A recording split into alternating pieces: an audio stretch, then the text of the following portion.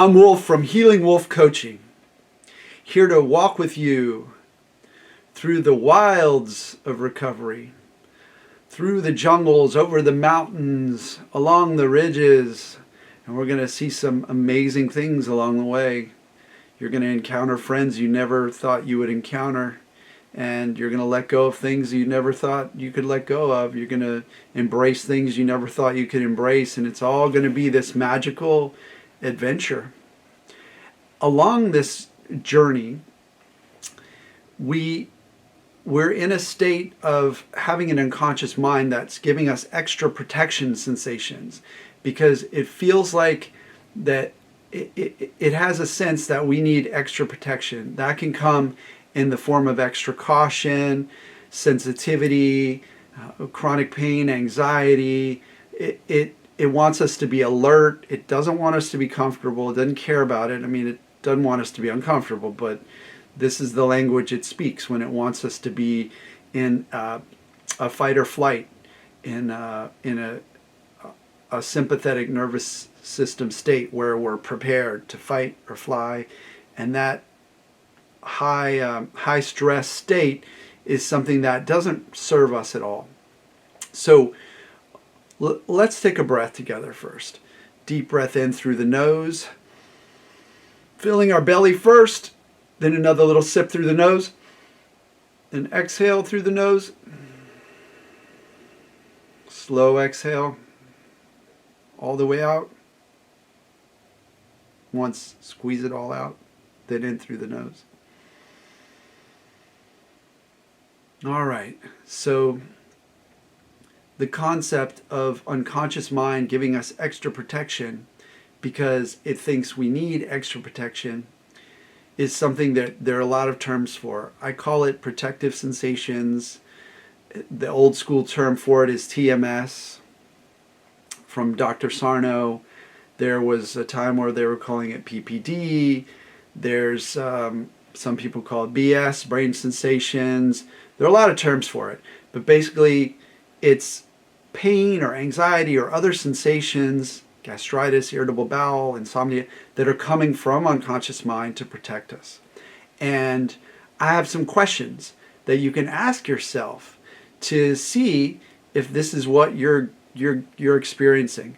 And these questions are all coming from physicians who are experts in this field, like Dr. Clark and his website, symptomatic.me, I believe, or Dr. Schubiner, a longtime physician in this field, probably the most esteemed of all the physicians. He has a number of books, and these kind of questions are used by these physicians to diagnose this.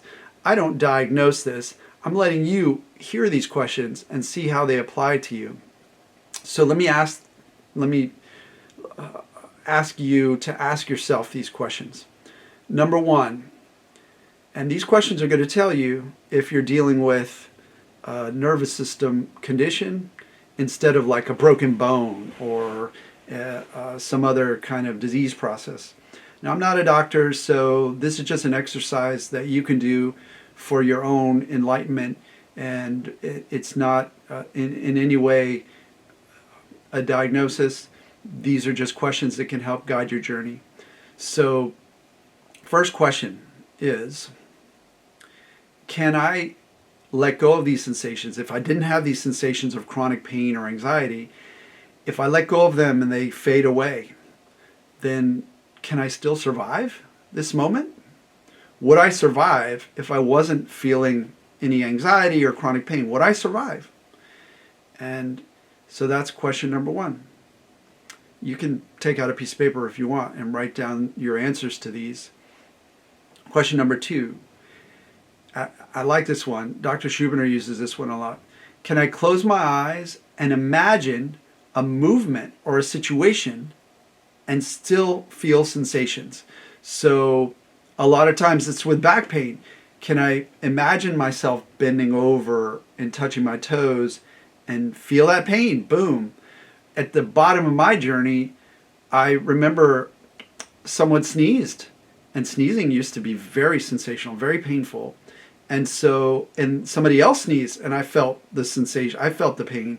And then I said, aha, evidence. My brain is creating these sensations because I didn't sneeze. I did nothing.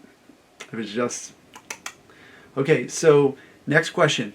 Did I need protection to survive when I was a child? Did I need protection to survive when I was a child?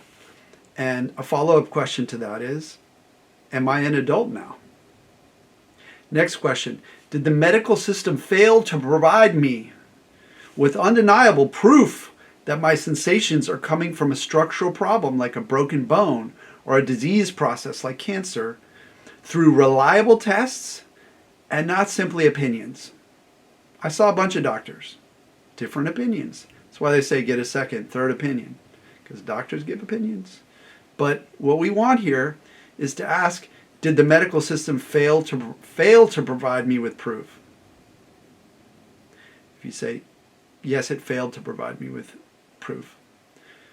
All right, next question. Was there an initial injury that brought on sensations that became chronic? So the injury happened, and then over the course of 3 to 6 months, that pain, that whatever sensations you're having after that injury failed to fade. So they didn't fade. Was there an initial injury that brought the sensations that became chronic? Chronic is usually 3 to 6 months. The pain lasted longer than the healing time. And that's the next question. Have my sensations lasted longer than the normal physical trauma healing time? 3 to 6 months usually. Next question. Do I have multiple sensations? For example, chronic back pain and anxiety. Do I have insomnia and gastritis? Next question. Do I have a history of anxiety? Next question. Did the pain or anxiety come on during a stressful time in my life? So, next question. Are my sensations felt in multiple locations in my body? Next question. Has my medical journey made me more afraid of the sensations? Next question. Have sensations arisen in completely safe situations? You look, everything's safe here. You might be in a group of people, but anxiety, boom, comes up. Completely safe. You know it's safe consciously, but unconscious still protecting you. Next question. Does stress increase my sensations? Do my sensations seem to vanish when I'm having fun? Next question. Is there an obvious learned association between activities and sensations? Like every time I go to the bank, I get a headache. Or every time I drive, my back hurts. That kind of thing. Every time I lay down to sleep, I feel afraid. Something like that. So, next one. Do my sensations vanish or diminish when I'm on vacation? I'm enjoying myself. All right. So, all those questions, you can rewind the video and watch it again if you need to. Get a piece of paper and write yes or no. And if you answered yes to more than 10 of these, it's likely that your unconscious mind is creating protective sensations. PS, as I call it, or BS, or perceived danger sensations. I don't like to use the word danger, but there are a lot of different coaches with different terminologies for this, and they're all well-intentioned, just trying to define it the way that they see it most specifically. I like protective sensations because, like, I got a big, strong, tough Sasquatch called unconscious mind who's protecting me. He's doing a lot. He's doing more than I need, but he's protecting me. So I know I'm protected. It makes me feel better than using other words. So yeah, if you can answer yes to 10 or more of these, rewind if you need to, then it's likely you're dealing with protective sensations. And even if you have other medical conditions can benefit from the things I'm teaching here on this channel and the processes I work on with my clients.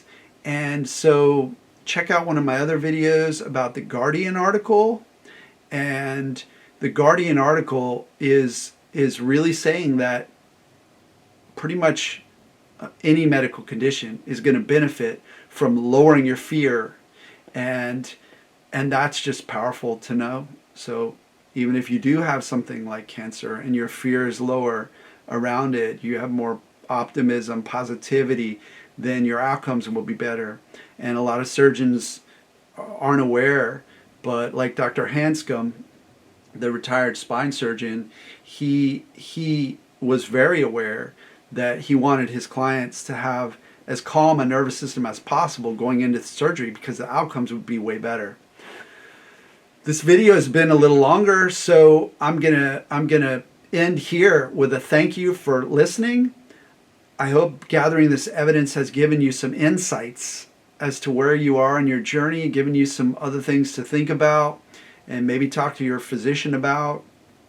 And I'm here for you on your recovery. So if you need one-on-one coaching, visit my website at healingwolfcoaching.com and send me an email or sign up for a free strategy consult call where I can give you some options in terms of whatever's going on with you, in terms of different coaching packages and how we can get you better and move you forward. Please subscribe if you haven't already, and I'll see you in the next video.